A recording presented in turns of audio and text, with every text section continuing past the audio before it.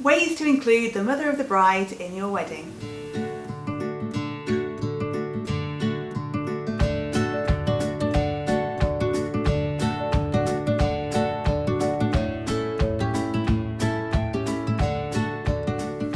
Hi, welcome back to Bride Society. I'm Rebecca, this is Laura, and we are talking about ways to include your mum on your wedding day. So she's probably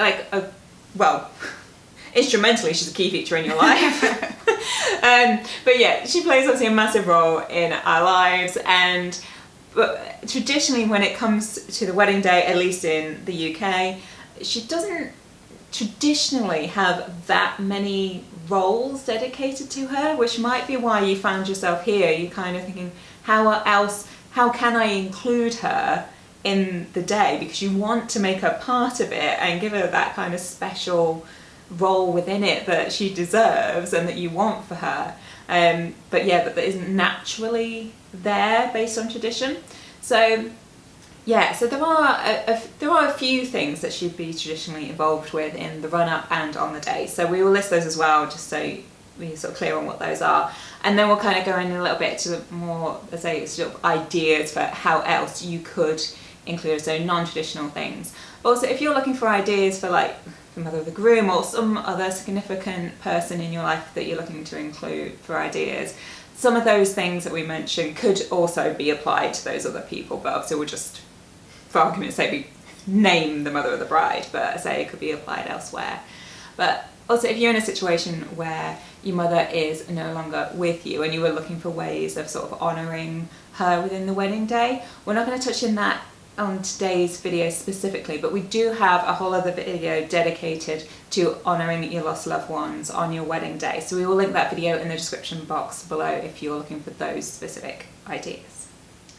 So first of all, something that is kind of a classic mother of the bride experience probably, but dress shopping or wedding outfit shopping. This is something that you could invite mother of the bride to experience with you, so she can give her opinion, support you in your choices. Finding your wedding outfit is one of those key moments in the wedding planning journey, and it's one of those kind of bonding experiences, whether it's just be you and the mother of the bride, or whether the wider bridal party as well, or whoever else you want to invite. It's just one of those special key moments, especially because often the wedding dress or wedding outfit is a secret or surprise until the wedding day. You're letting her or those special people in on that secret before the day, so it's that extra special kind of thing. And then just obviously planning assistance for the whole thing, really, to whatever kind of degree or not you feel kind of comfortable with. But I think, if you want to involve her in some of the key kind of planning decisions, obviously with your partner as well, you can also do it obviously down to even the things like the very practical things. If you're making things for the wedding, she can sit and tie ribbons round tissues. Sorry, that was very specific to what my mum and I would do for my wedding, but obviously that she can get really involved in the minutiae, and you can have time together, and she can really feel like she's contributing to the wedding and being involved in it.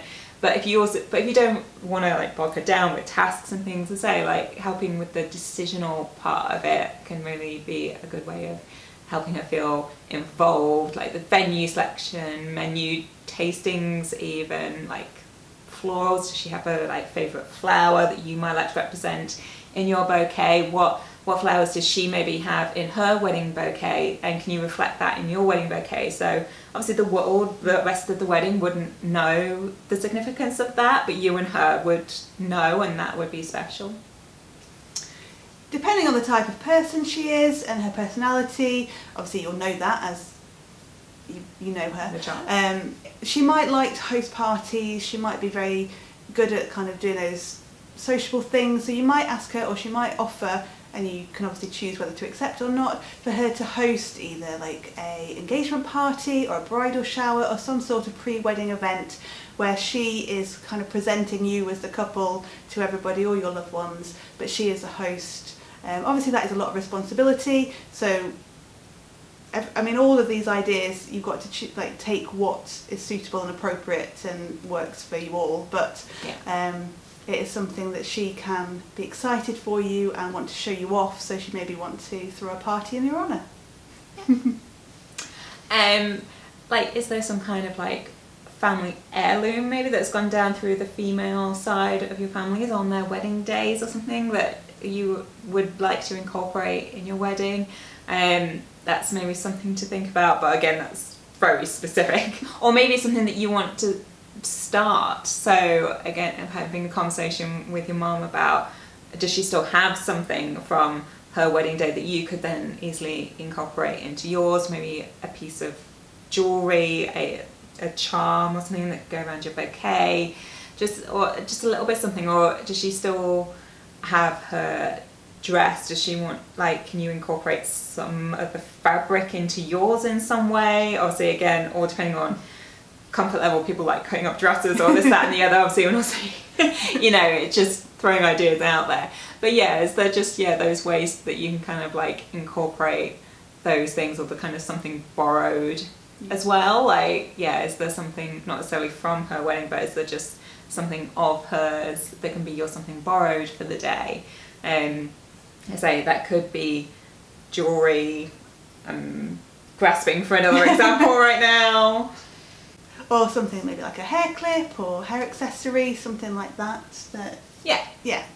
Mementos that she kept from her wedding that she can pass to you. And something I've seen a couple of times recently is where the bride has, obviously there has been some permission sought about the dress, but changed the mum's wedding dress into an outfit for either like an engagement party or a rehearsal dinner or something like that, and potentially surprise their mum that she's done that. But then I don't know how that's worked with permissions, but so kind of honouring her mum by also wearing the wedding dress that she did, but not necessarily, it might not quite be the style you're after nowadays. But this can be adapted. And fashions have come around. Well, so maybe. Depending on your age gap and things, maybe it's perfect. And as we've talked about planning assistance, but maybe if you're having more of a DIY wedding or there's things to set up beforehand, that might be something she's happy to get involved in as well. So just assisting like venue setup, doing certain tasks that might be really crucial to the day, how you want it to be like presented or how it's going to run. So again, just involving her in all the activities surrounding the wedding. Really. Yeah. And then this is one of the more kind of traditional tasks, roles that she has in the wedding when we're now moving on to the wedding day, is like the being part of the getting ready. So often, she would be part of being in the room whilst you're getting ready, like with you bridesmaids, like your immediate bridal party. So, and you might be also paying for like potentially her hair and makeup to be done along with yours, something like that, again depending what she's happy with and likes to have done and things. But it's part of helping, that'll make her feel quite special and be part of it, and again getting to see you before everyone else as well. And traditionally the men get all the fun with having buttonholes and things like that to mark them out as part of the bridal party, if there is one, or bridesmaids have bouquets, and obviously the bride has a bouquet, but sometimes the mothers of the bride, mothers of the groom, or key members the women don't get flowers. So maybe something to like signify them as important. So maybe you want to have corsages created to mark them out, or buttonholes equally, to mark those special people out as, not that the guests are just guests, but they are more than just guests. So your top tier. I guess it. But because they just don't have that visual cue that so just helping them feel special. And this is where we're kind of, I guess, diverting quite widely off the traditional things. With this one it's a traditional act, but not with the mother of the bride. So when it comes to walking down the aisle, obviously tradition has it that your father would walk you down the aisle, and for many reasons that might not A, be possible, B, be what you want, all that kind of thing. And we've said in many videos, haven't we, that it doesn't have to be your father. It can be anyone or no one, or with your future spouse. You can walk in together. There is no rule about like who you have to walk, how you have to walk in. That is purely choice, and I don't think we necessarily actively think about it because it's so in our minds that that's just what you do. And this could be a place to include your mum, and it doesn't mean if you're still like, oh, but I want my dad to walk me in, it doesn't have to exclude him. If the aisle is wide enough and your dress is small enough, like narrow enough, then they could both walk you in, or do half an aisle each, something like that. So yeah, that is one way that you could think about including her in the ceremony. And just making sure she has a designated place to sit for the ceremony. So At the front. At the front. Reserved seating is really helpful. Just a few pieces of card with particular, like, probably names on, so everybody knows where they stand, and it doesn't say just reserved for family, because then second cousin twice removed might think, well, I might be family, and yeah, you're like, oh, does that mean me? Yeah. So yeah, specific people on cards, or however else you want to do it, on specific seats, so you know and they know they're going to have a prime spot to watch you get married.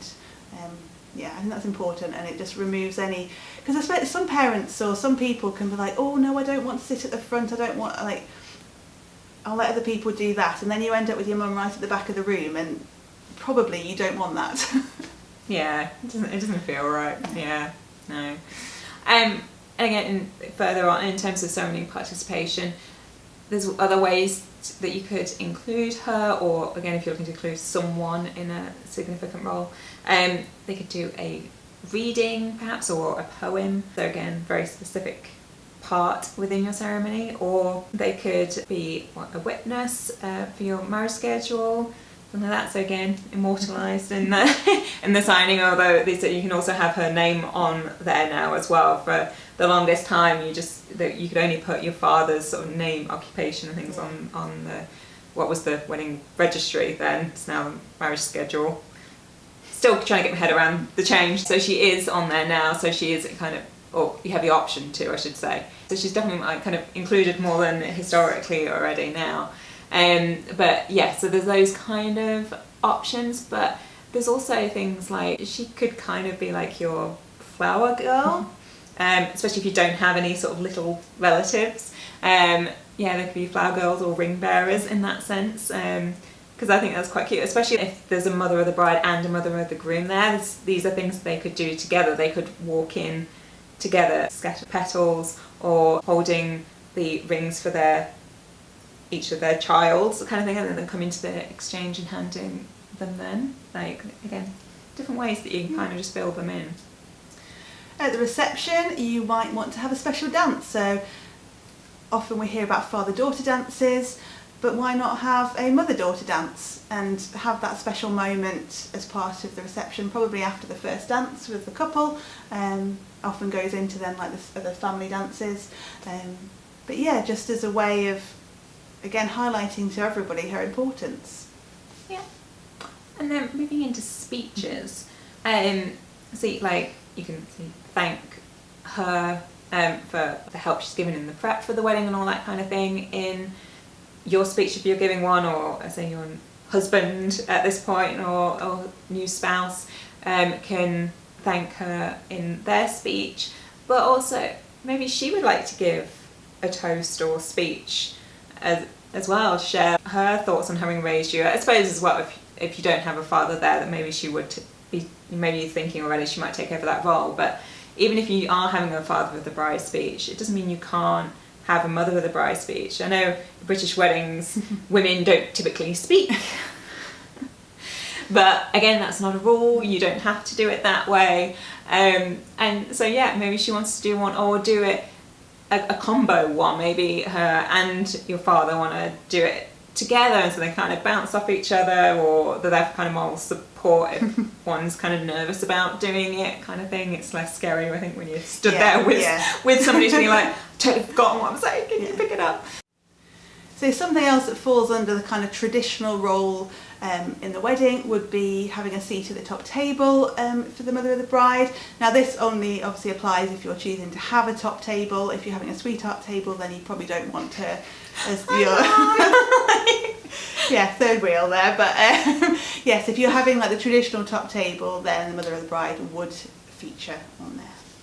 Yeah. And when you're thinking about your list of photographs for your photographer that you want to make sure you get on the day, again, you may well have already thought of this one, but again, just a heads up, like maybe making sure that you're getting a few in there with just you and your mum, so you both kind of have that kind of keepsake, and as well as having that special moment just kind of together, because see, weddings are so busy, you're pulling so many directions, there's so many people, and I think as well there's a tendency to, because you like typically will see your immediate family a lot more than a lot of the other people that are at your wedding, there's a tendency, I feel like, to on the day favour your attention more towards the people you don't see as much, because you know you'll probably see your mum tomorrow or something, and I think that's fine, and that's really the way it should be, but so I think then just having that kind of photo moment, just to take a second or two, just kind of like stop with her and like be like, did it, and have those photos, I think would be really nice. And after the wedding, that could be a really nice gift to give, so you could have it framed, a photo of the two of you along with your thank you note to give to your mum, just for something to treasure for her to put in a house.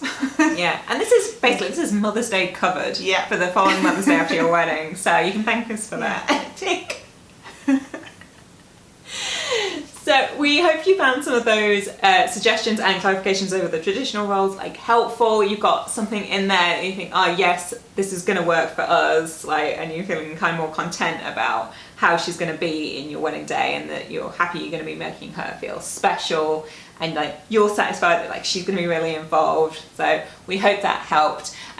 What suggestions are you taking? Let us know in the comments below. We'd love to know kind of which are the most popular. And if you've got any other thoughts about how you're choosing to do it that we've not mentioned, do drop them in the comments, because other people watching might find those helpful if they spot those too. So yeah, please help out the rest of the bridal community that's out there.